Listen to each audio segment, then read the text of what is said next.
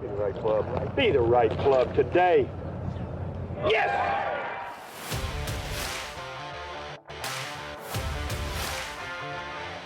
Again, has to be careful of the speed.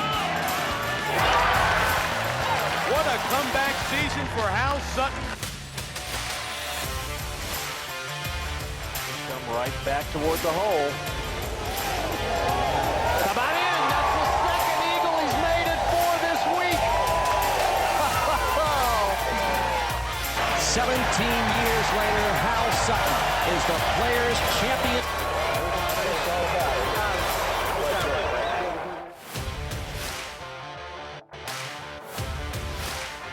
He's got it going right at the flagstick. It'll be up. It is.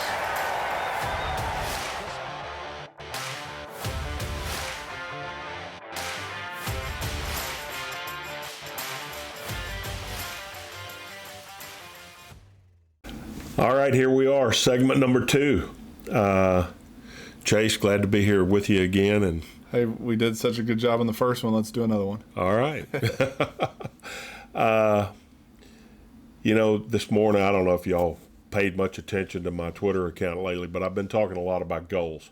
So we're going to start this one out talking about goal setting. This is the end of 2020, and it's been a tough year for most people. It hasn't been as tough for golfers. We've actually enjoyed a great year, but it's been tough everywhere else. And I think talking about goals and setting goals for 2021 is an appropriate thing to do right now. What do you think, Chase? I mean, I think it's huge, and hopefully 2021 will be a little smoother than 2020 was for us. But I think obviously if we're going to set goals, and a lot of our successes didn't just come by luck or kind of happenstance. It happened with a lot of preparation and determination and almost foreshadowing. And I think heck, we named this podcast "Be the Right Club Today," and so I think we'd be remiss to not talk about the 2000 Players Championship, because not only from that iconic moment, we'll get into that, but after you and I have spent some time together and getting to know you a little bit, and the backstory behind that is pretty cool. So let's talk about 2000 Players Championship, and specifically let's get started with the lead up to that. You had a good year in '98, won the Tour Championship in '98, had another good year in '99, and there was some foreshadowing going on in your head in the off season. So let's talk about that a little bit. Well, 99 was a big year. I won Canada 2 weeks prior to the 99 Ryder Cup. I was playing great when we went into the Ryder Cup, and I played really good during the Ryder Cup in '99 and scored the most points of any of the Americans. Have to be a confidence booster. It was a big confidence booster for me. And then we lost Payne a month later. Payne Stewart, everybody remembers Payne. Something y'all didn't know is Payne lockered right beside me all these years because we had alphabetical order, and Sutton and Stewart were side by side. And so every day after Payne was not alive, I'd look over there and, I miss Payne. I bet y'all miss Payne too. But anyway, long story short, in the off season that year, I was reflecting just like I am right now for 2021. And I decided I was going to set my goals. And I was at home one night, and I was thinking about it, and I told myself, I said, okay, we're going to call Freddie. Freddie was my caddy, Freddie Burns. Lived in the same home. Same town. And I called Freddie the next morning. I said, Freddie, instead of meeting me at the golf course, I want you to meet me at my office. And he said, okay. So, he didn't know what he was getting into. And I said, Freddie, I want to set some goals for us for next year. And I said, one of the things that I want to do is, I said, somewhere on the West Coast, we're going to get paired with Tiger the first 2 rounds. And I said, I want to beat Tiger both rounds. I said, I want that to be your goal, and it's going to be my goal. And he said, well, okay, great, but why?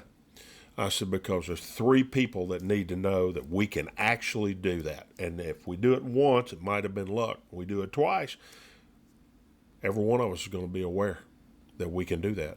And I said, one of them's you, another one is me, and the last one is Tiger. And I said, it may be subliminal with Tiger, but he's going to know that I played with him at whatever course it is, and that can happen. I said, so that was our goal.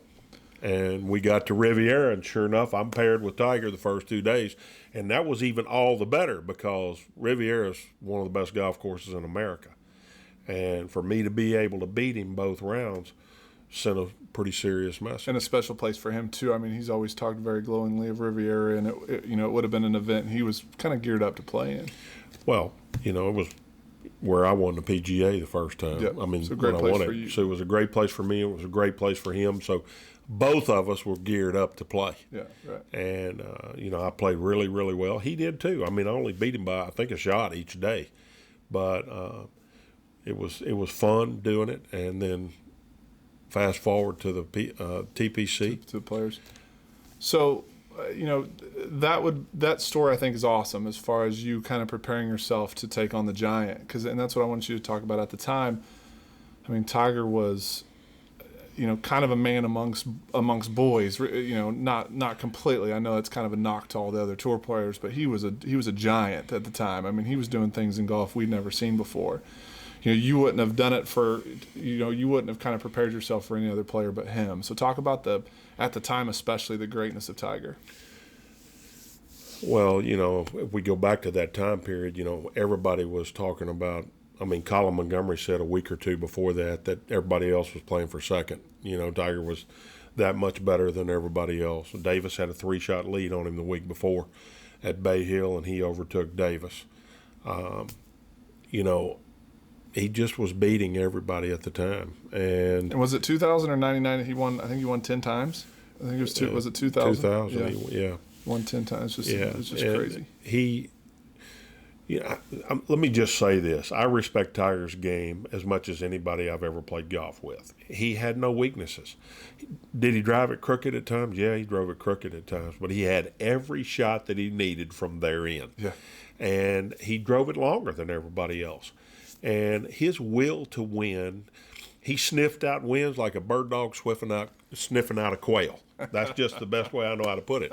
And, I mean, it was fun watching him. Even as a competitor, it was fun to watch Tiger hit shots. It was fun to watch him navigate. He was not one-dimensional at all. He had every shot. Did you watch him?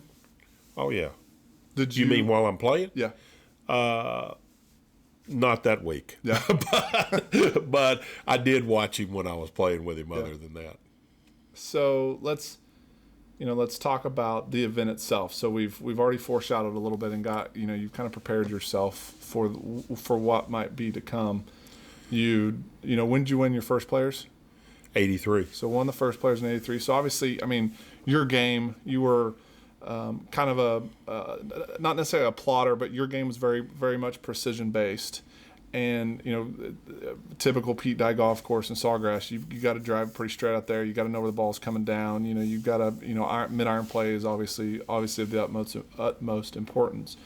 You'd been playing well, had to feel good going into the week. Do you remember the lead up to any a couple weeks before, or even first round, second round, any of that stuff? Not real well, to be honest with you. Yeah. But I don't think I played Bay Hill the week before. I think I was off the week before. And, I knew I was playing really well going into that week, and I loved TPC Sawgrass. Yeah. I mean, it's just one of my favorite golf courses in the world. And for the very reason you said, it's point A to point B to point C. And I knew that I could do that about as good as anybody could do that when I was playing my best. And I was right on the money that week when I got there. So there's obviously everybody remembers the last shot. There's a couple of little side stories I want you to discuss. So you open with a 69, shoot 69 in the second round too, and we're playing great. You were playing really well in the third round, getting up to 17. So talk a little bit about. I was really playing well in the third round. We get to 17, and I'm in the last group.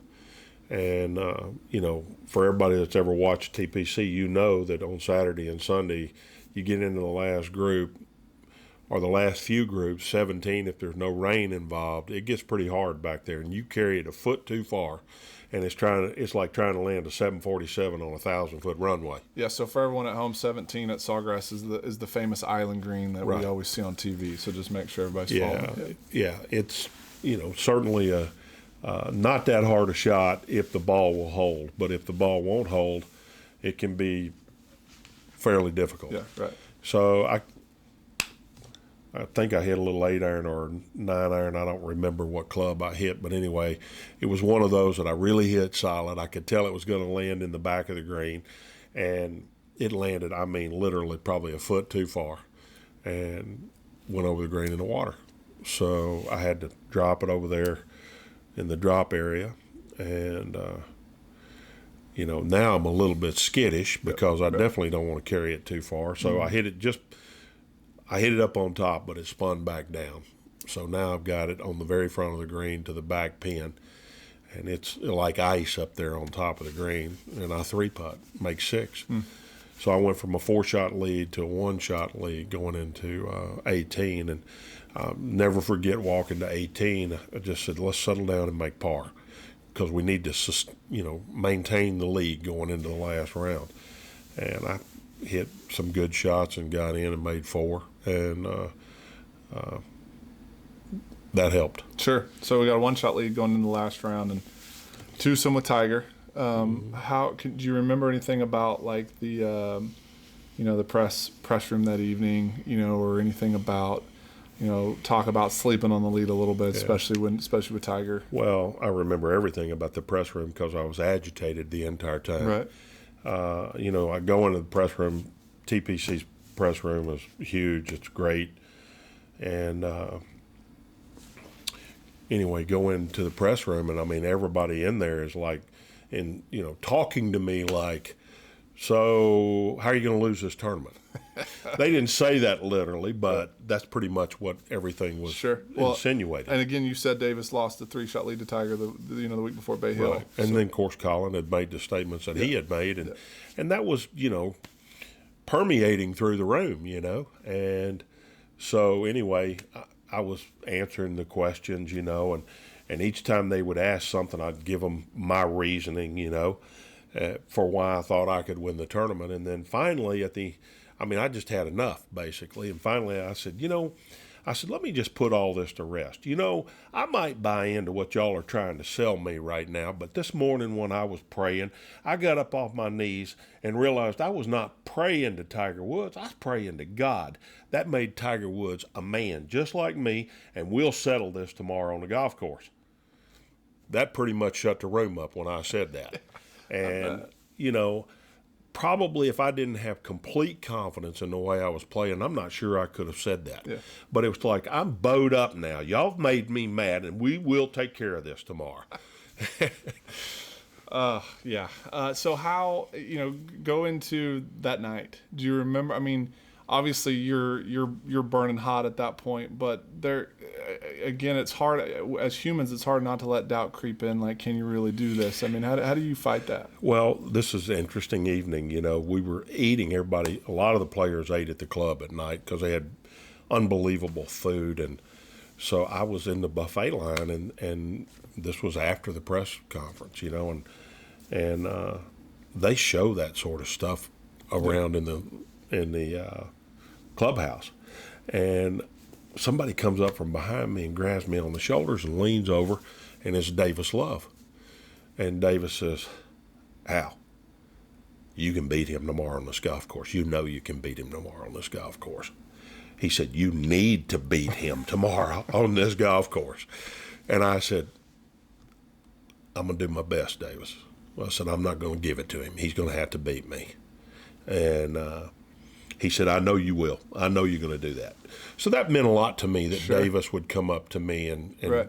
Well, you almost had to fill the rest of the tour kind of like that story. They're rooting for you. He'd won everything. Like, somebody needs to show him that he's not that much better than everybody. Yeah, there's millions of Tiger fans out there. Oh yeah. But there's also millions of people that don't like Tiger too. Right. And the next,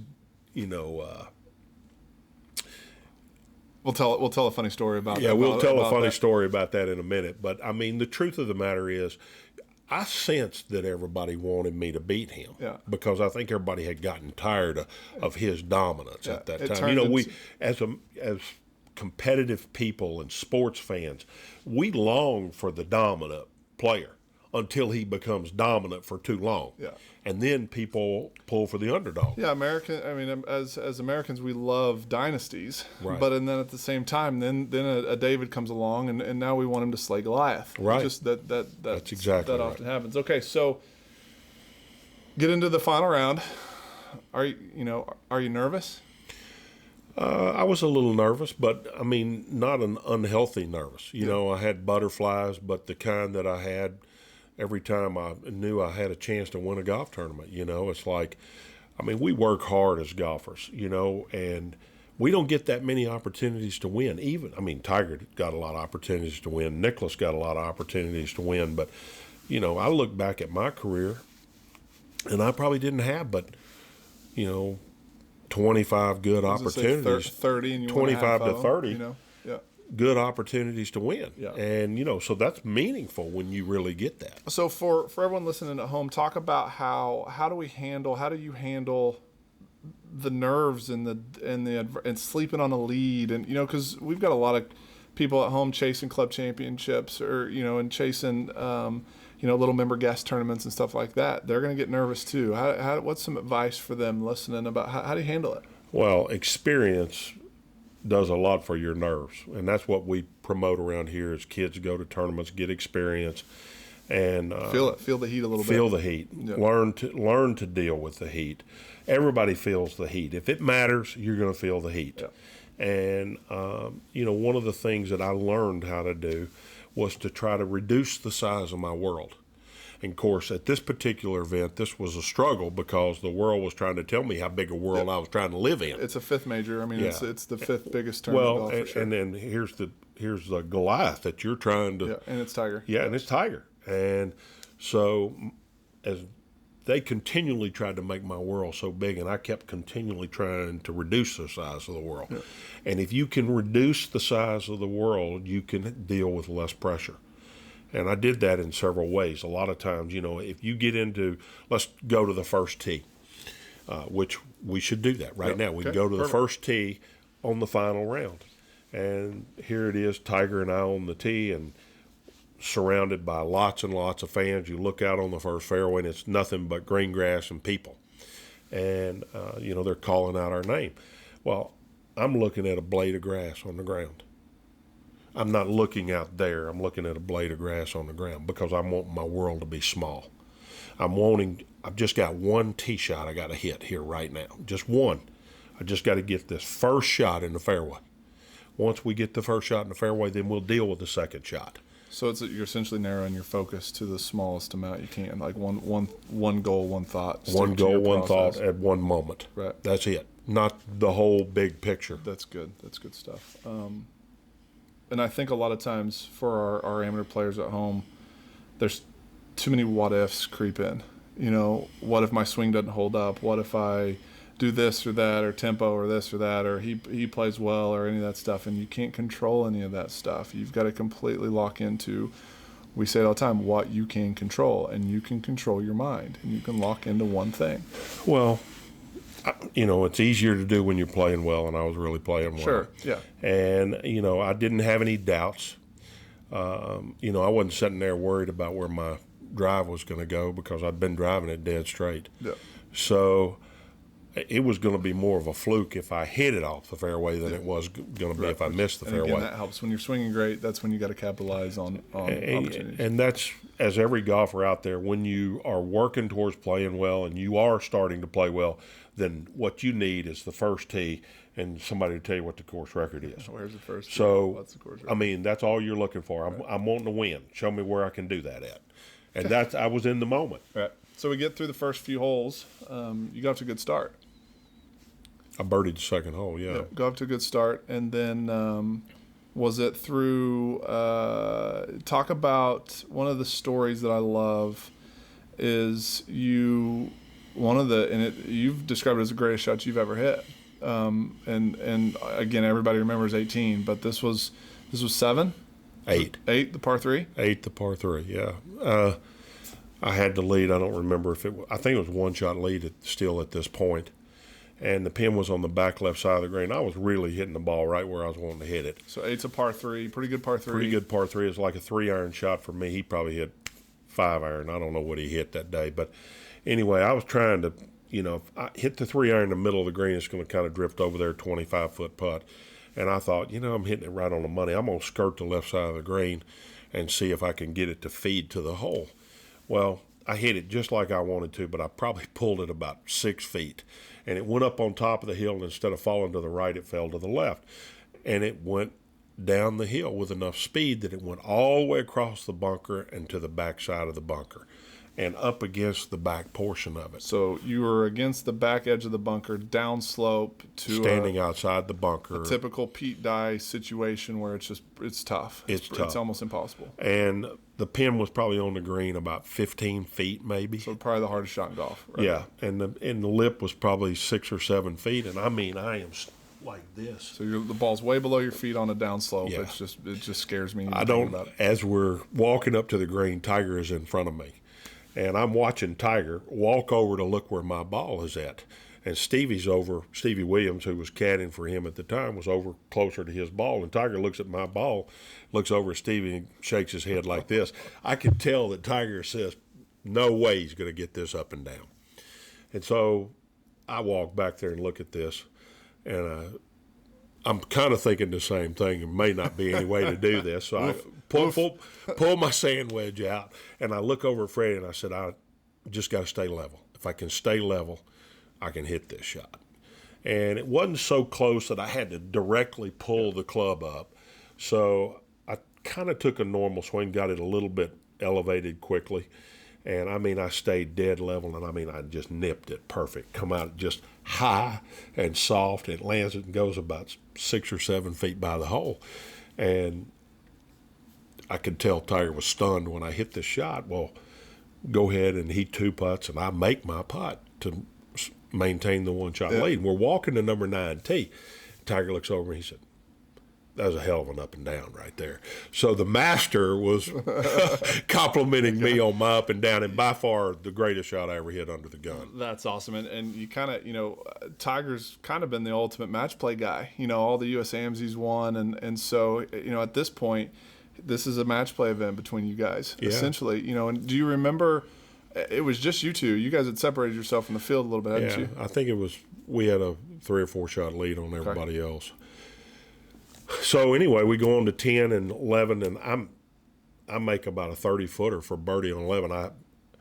I can't remember whether I went for the green in 2 or what, but anyway, the pin was on the very back of the green, and I'd seen a bunch of people hit it over the green from there, so I hit it, and it spun back down the hill. It was up on top, and then it spun back down the hill, and I made that putt.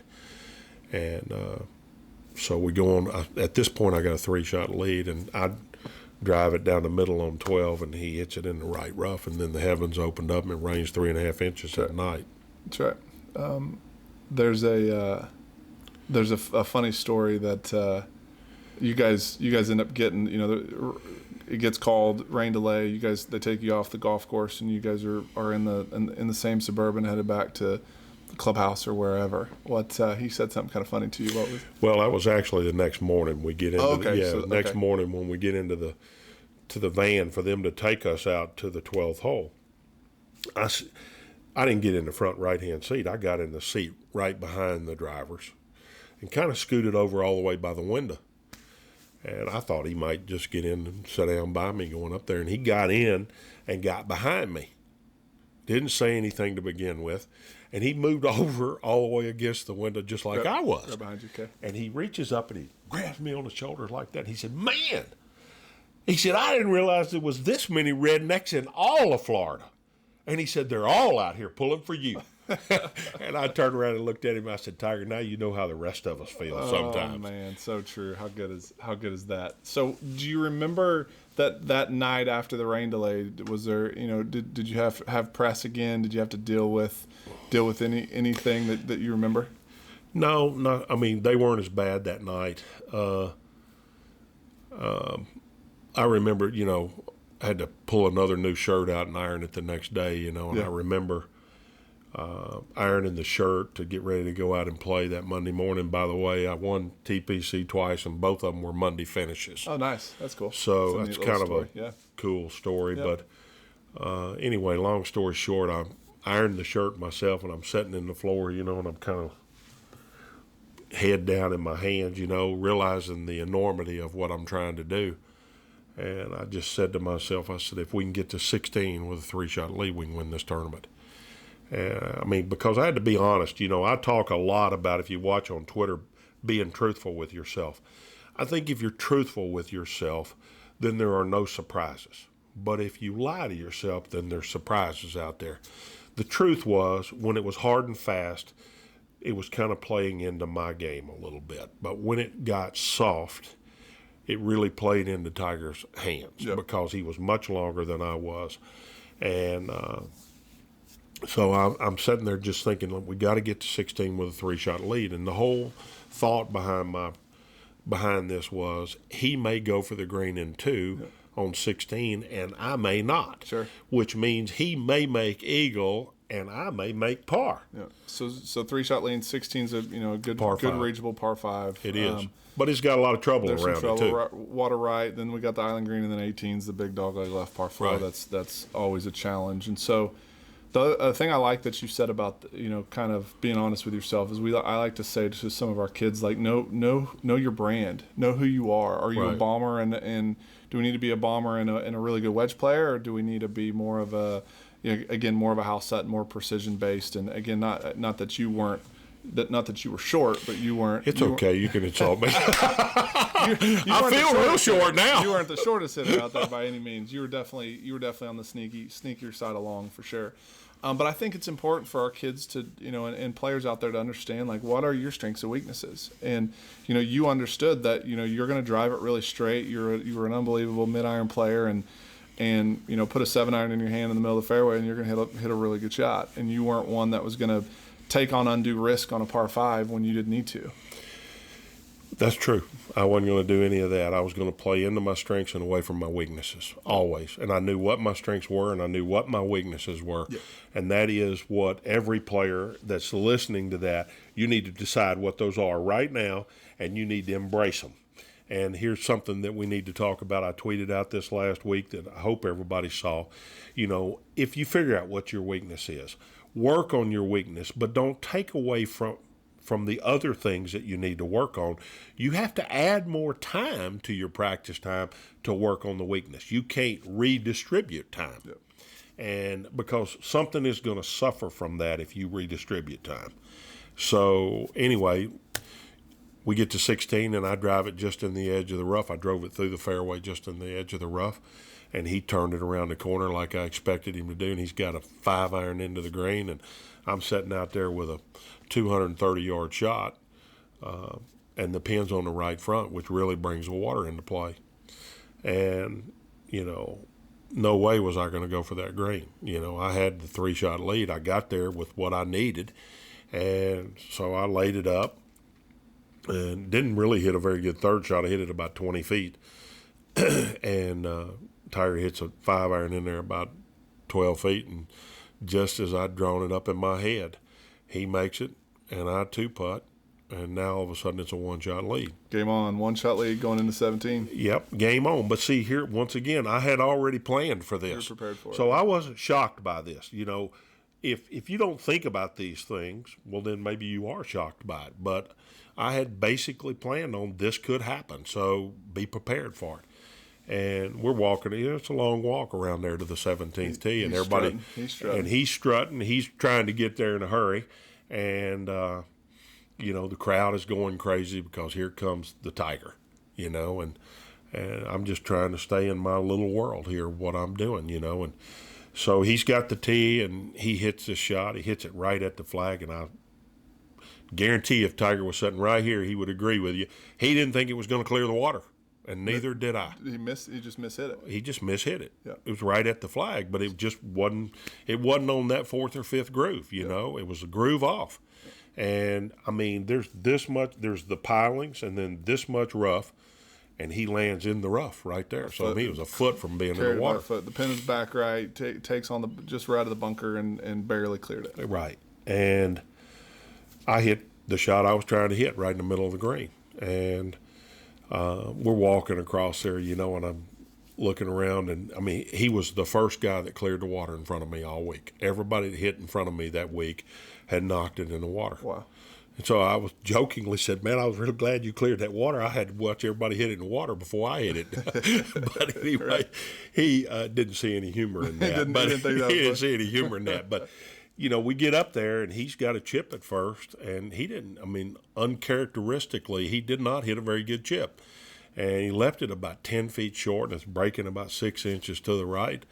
And he, normal for him, Of course. buried it right in the hole. He didn't miss any putts in those No. those couple years that he needed to make. Anyway, he buried it in the hole, and of course mine is so fast going down there. Mine goes 3 feet by the hole. I hit a perfect putt, and it still went 3 feet by, and hit a really good putt and knocked it in the hole. And we're off. You know, he'd already made his putt, so he's ahead of me. And Yep. I'll never forget, Freddie put the pin in the hole and all the way to the next tee. Hal, you're the greatest driver of the ball. You know you are. You're the greatest driver of the ball. You got to drive this right down the middle of the fairway. And, you know, Freddie was savvy about what was going on. Yep. He knew that we needed the last shot in. He knew that Tiger wasn't going to hit it. He was going to hit that 2-iron stinger down there. And I couldn't out-hit his 2-iron with my 3-wood. Or I might could, but I might not too. But I knew if I hit my driver, I could out-hit his 2-iron.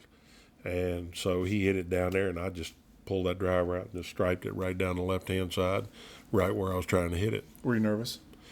No, I really wasn't. Yeah. And, you know, the 3 days before that, I hit 3-wood off the tee. And it just was a smarter play for me. Yeah.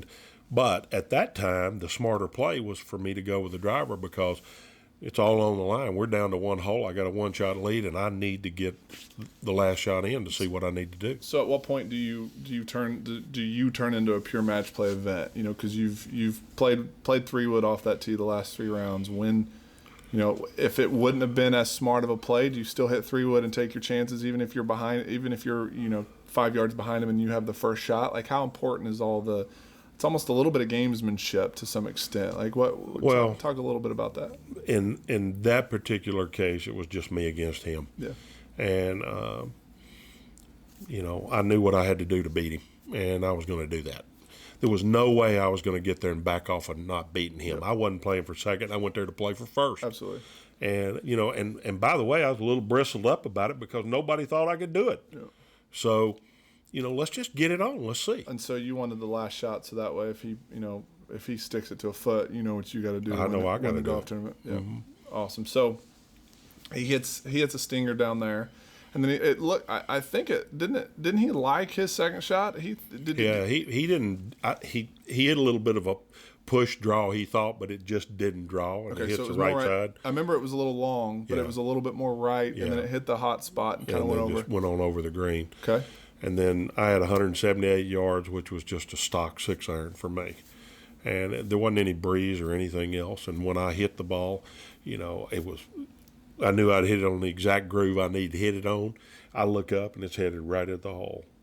And, you know, I had never said anything like that before in my life, and I'm just thinking, you know what, just don't trick me. Just be the right club today. That's all I need is the right club today. I had no idea how it was, I had no idea what I was going to say. Right. I didn't even think about it. I didn't even know I said it loud enough for anybody else to hear it, 'cause basically. the mic was right there. The mic was right there and picking it up. Yeah. You know, it's just, don't trick me. I don't need a puff of wind. I don't need anything. It's right there. I know it's going to be right You've there. done everything you needed to be successful. Now do what you're supposed to do. That's exactly right. So he's got it's not the hardest chip in the world, but not the easiest one either, right? Like, would you have said it was pretty simple? Like there wasn't. Well, it wasn't. I've seen him chip in a lot like Right. that. So you're already thinking, okay, you know, let's just again be prepared for the worst here. Right. You know, there's a good chance that he's going to hold this thing, and I'm going to have to make this putt. He had a great chip too, probably 3 or 4 inches from the hole. So it was one that you had to watch it all the way till Talk it it up a quit. little bit, Yeah, right. yeah. And Right. when he finally didn't make the chip shot, I knew I'm fixing to win this thing. Yeah. This is actually fixing to happen. Yeah, you did it. And you know, that was. I can't even begin to tell you how rewarding it was Yep. because forget about what you got paid that week or anything else. just the drama that led up to that. And there's no way I could take everybody through all of the drama, from all the media to the different players that were pulling for me. And there was, honestly, I don't think anybody ever pulls against anybody out there. But you do have people that you pull for. And I think I probably had people pulling for me that week that didn't normally pull for me just because they wanted to see Tiger get beat. Right. We touched on the greatness of Tiger already, and we're going to touch on it a little bit more. But I think it's, you knew he wasn't going away. It's just like Jordan. It's just like, some of the Wayne Gretzky, some of the better athletes. But, it still takes unbelievable execution to make eagle on 16. It's, to make that 10-footer on 17 to just keep coming at you,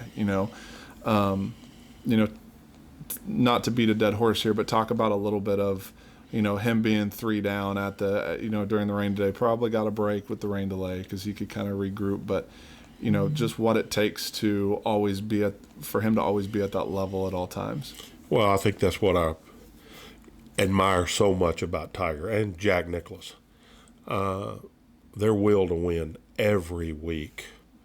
Nobody has any idea the grueling effect on a player to travel 25 to 30 weeks a year and to try to play at the very highest level.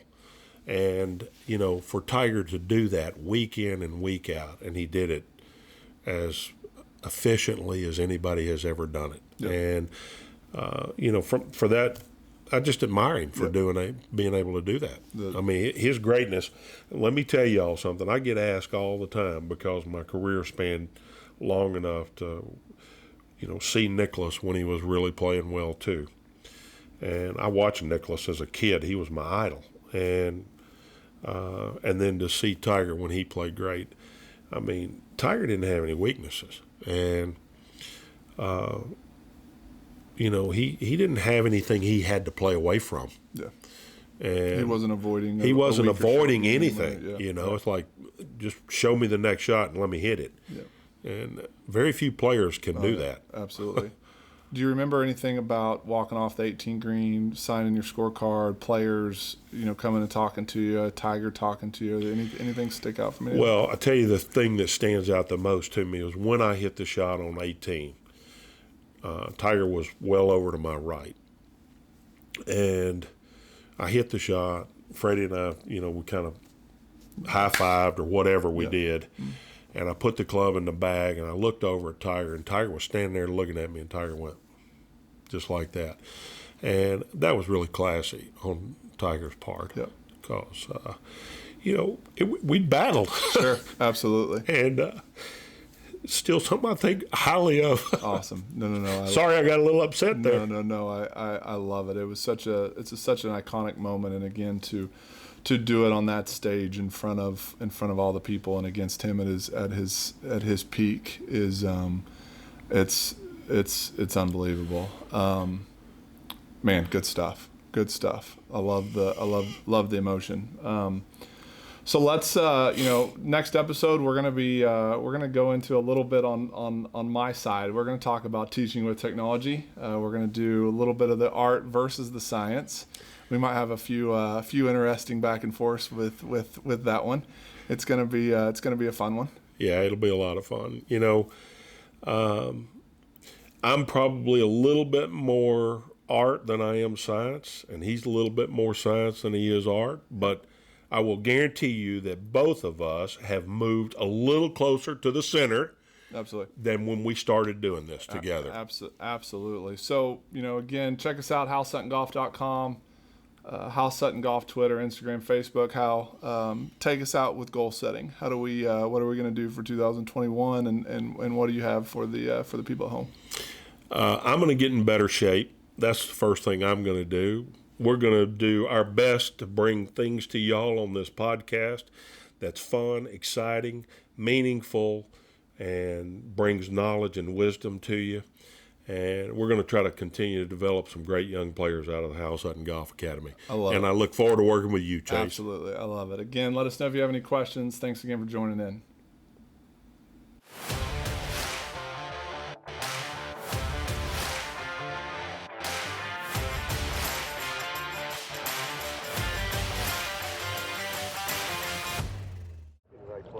Be the right club today. Yes!